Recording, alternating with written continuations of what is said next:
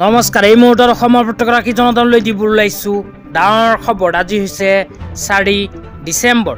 আজি অসমৰ লাখ লাখ দুখীয়াসকললৈ কেইখনমান চৰকাৰী আঁচনি লৈ দিবলৈ ওলাইছো ডাঙৰ খবৰ।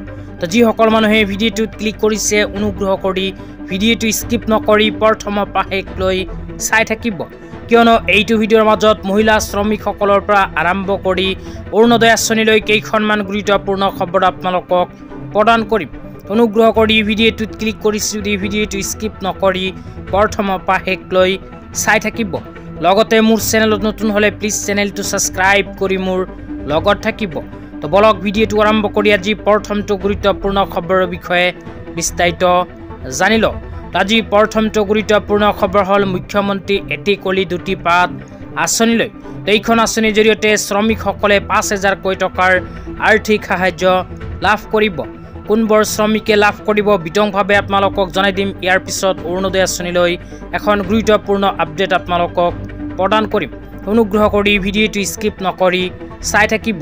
তো ইয়াতে লিখা আছে চাহ বাগিচাত কৰ্মৰত স্থায়ী আৰু অস্থায়ী কৰ্মচাৰীক 5,000 টকাকৈ এককালীন সাহায্য আগবঢ়োৱা হ'ব।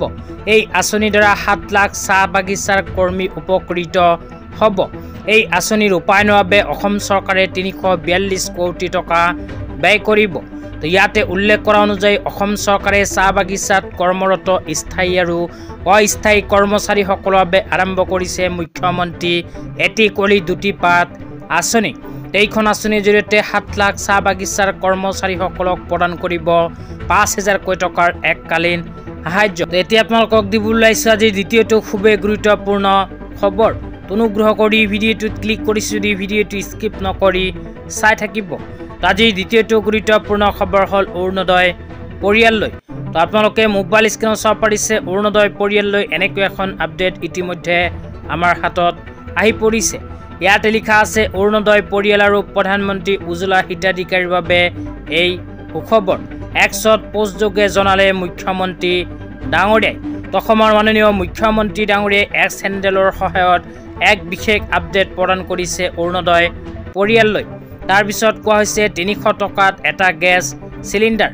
গৃহিণীৰ সপোন পূৰণ কৰিব ওলাইছে হিমন্ত বিশ্ব শৰ্মা চৰকাৰে। প্ৰতিটো ৰন্ধন গেছত পাব 250 টকাৰ ৰাজসাহায্য।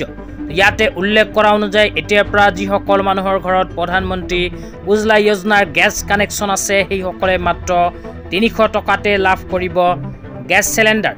অৰুণোদয় আঁচনিত নাম থকা প্ৰতিটো পৰিয়ালক অসম চৰকাৰে গেছ চিলিণ্ডাৰ ভৰোৱাৰ সময়ত 250কৈ টকা প্ৰদান কৰিব। কেৱল মাত্ৰ 250 টকাই নহয়, ভাৰত চৰকাৰেও প্ৰতিটো গেছ চিলিণ্ডাৰ ৰিফিল কৰাৰ সময়ত 350 টকাকৈ প্ৰদান কৰে। তেতিয়া আপোনালোকক দিবলৈ ওলাইছো আজি তৃতীয়টো খুবেই গুৰুত্বপূৰ্ণ খবৰ। অনুগ্ৰহ কৰি ভিডিঅ'টো স্কিপ নকৰি চাই থাকিব। আজি দ্বিতীয়টো গুৰুত্বপূৰ্ণ খবৰ হ'ল অসমৰ মাননীয় মুখ্যমন্ত্ৰী ডাঙৰীয়াই কেইদিনমান আগত প্ৰদান কৰা এখন বিশেষ আপডেট লৈ। ইয়াতে লিখা আছে আমি শীঘ্ৰেই বৃদ্ধ পেঞ্চনৰ ধন বঢ়াবলৈ গৈ আছোঁ।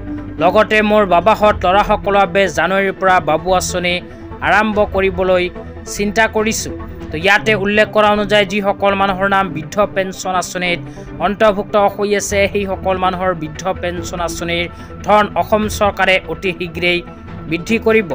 লগতে ছোৱালীসকলৰ বাবে নিযুত মইনা আঁচনি আৰম্ভ কৰাৰ পিছত এতিয়া অসম চৰকাৰে ল'ৰাসকলৰ বাবে আৰম্ভ কৰিবলৈ গৈ আছে এক বিশেষ আঁচনি। আঁচনিখনৰ নাম হ'ল বাবু আঁচনি।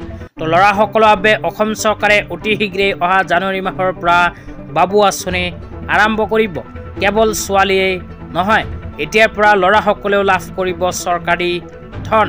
তেতিয়া আপোনালোকক দিবলৈ ওলাইছো আজি চতুৰ্থটো খুবেই গুৰুত্বপূৰ্ণ খবৰ।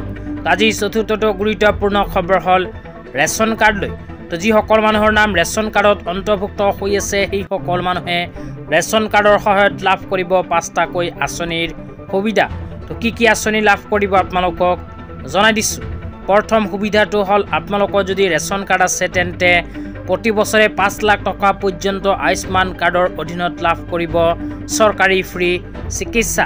2 নম্বৰত কৈছে অৰুণোদয় আঁচনি 1250কৈ টকা প্ৰতি মাহত লাভ কৰিব। তাৰপিছত 3 নম্বৰত কৈছে ৰেচন কাৰ্ডৰ জৰিয়তে প্ৰতিজন মানুহে 5 কিলোগ্ৰামকৈ ফ্ৰী চাউল প্ৰতি মাহতে লাভ কৰিব। তাৰ পিছত মচুৰ দালি চেনি আৰু নিমখ লাভ কৰিব চৰকাৰৰ ফালৰ পৰা 5 নম্বৰত কৈছে ৰাজসাহায্যযুক্ত ৰন্ধন গেছো লাভ কৰিব ৰেচন কাৰ্ড থকা প্ৰতিগৰাকী হিতাধিকাৰীয়ে। তো আজি ইমানেই।